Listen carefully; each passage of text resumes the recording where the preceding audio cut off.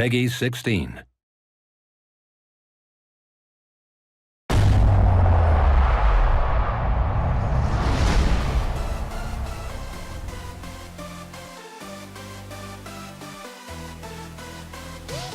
Hello there and welcome to the 2014 Call of Duty Championship brought to you by Xbox. I'm Jessica Chobot and I'm here in Los Angeles, California, joined by the greatest Call of Duty teams in the world. They have battled their way here for a chance to partake in the $1 million tournament where the winner will go home with $400,000 and the coveted title of Call of Duty Champion. Now before we get started, let's check in with Shoutcaster and my good friend Alex Mendez. You know him as Golden Boy, to see how things are going to kick off.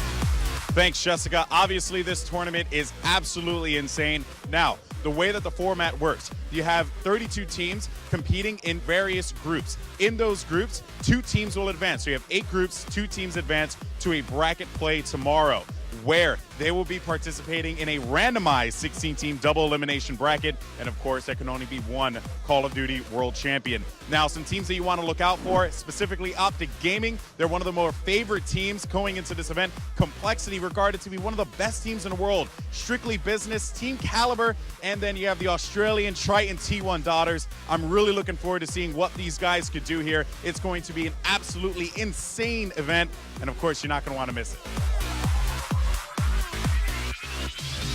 Hey everybody, with me is Jonathan Murnane, the Director of Experiential Marketing over at Activision and the man that pulls the strings here at the Call of Duty Championships. Now tell me, how do you put on something like this? It's mostly caffeine and magic. No, seriously, we have a lot of people working really hard on this behind the scenes, both with Activision, with our partners at Xbox, from our agency partners. There's just hundreds of people putting all the pieces together to really make this come together. Now you have people literally from all over the world. So what kind of logistics does that take? How do you get everybody into one place at one time? It's pretty crazy. We've got teams that are 3 blocks down the road, and we've got teams that are all the way in Africa, and it's a lot of crazy logistical management to get them here in such a short notice, but we got them all here and we're ready to go. Now Activision and Xbox have partnered up for events like this over the course of so many years. How has your relationship developed over the course of time? We've got a lot of institutional knowledge that we've built up year over year, so every year gets a little bit easier because we learn from the year before, so we can shorthand different things, and then every year we get to bring a little new stuff to the table, so we're pretty excited by that. Have managed to snag Sundance DiGiovanni, founder of the MLG. Thank you for joining us. Thanks for having me. So how does an event like tonight's event impact esports, and what's at stake for the players here tonight in LA? Well, there's $1 million at stake, but more importantly, this is the first time we're playing a major esports event on the Xbox One. It's been pretty tremendous already. So in your opinion, how does the Xbox One and next-gen gaming affect the future of esports?